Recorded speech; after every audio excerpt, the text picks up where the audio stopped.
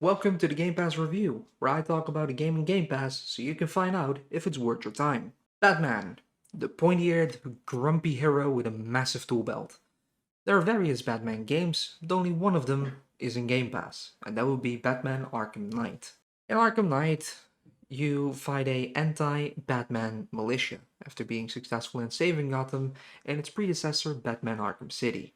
Now in Arkham Knight, you'll fight plenty of old school Batman villains such as Two-Face, the Penguin, and the Riddler, amongst many others. But you'll mainly be fighting the militia, who is running wild on Gotham. Now, including the militia, you'll also find new baddie, the Arkham Knight, who is the leader of this militia. Now, a militia wouldn't be a militia if they didn't have a big arsenal of drones to patrol and occupy the city. And while Batman is an excellent fighter, he's not going to beat Steel. Unless it's the Man of Steel. But that's a story for another time.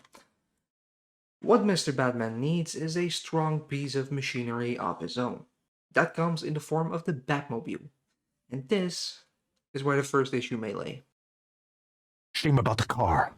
I would have kept it when I was finished with you. The Batmobile has its combat parts. I never had much of an issue with it, but a lot of people didn't like it.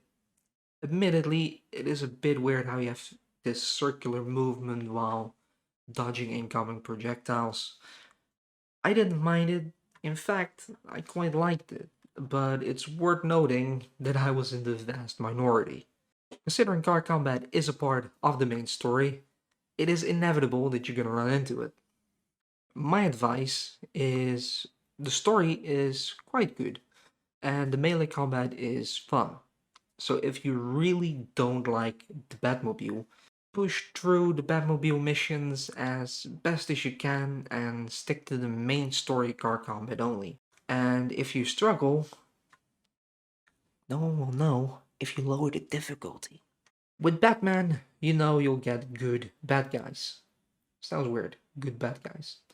Anyway, there are good bad guys to fight, and there are dozens of them in Arkham Knight, making this a great superhero novel. The melee combat is fun, the stealth is well executed, and the array of gadget Batman has means you'll have plenty of means to go through the many thugs that roam Gotham. So, the gameplay has its complexities in the form of the Batmobile, but the game isn't too hard.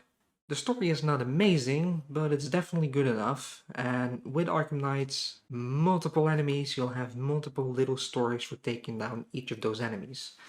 Like I mentioned, you have the Riddler, Two-Face, and Penguin. They all have their own little side quest line in order to take them down. And all of them are actually quite fun. Now for the Chivo Hunters among us, is this a good game for hunting bad guys? Yes. Is this a game for hunting achievements?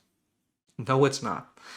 From the various skill-based achievements, including hard combat challenge rooms to a vast array of Riddler trophies you need to collect, Arkham Knight is far from an easy completion. And I definitely won't recommend the game for the sole purpose of achievement hunting. However, if that's not one of your concerns, I definitely recommend playing it. It's, like I mentioned, a good hero novel just to play through. The combat is easy enough, unless you really don't like the Batmobile. And other than that, there are just tiny little bits of story next to the main story that I think most superhero lovers would definitely appreciate. Now it's time for you to hit the like button, subscribe, and drop your thoughts in the comments down below. And of course, thank you for watching.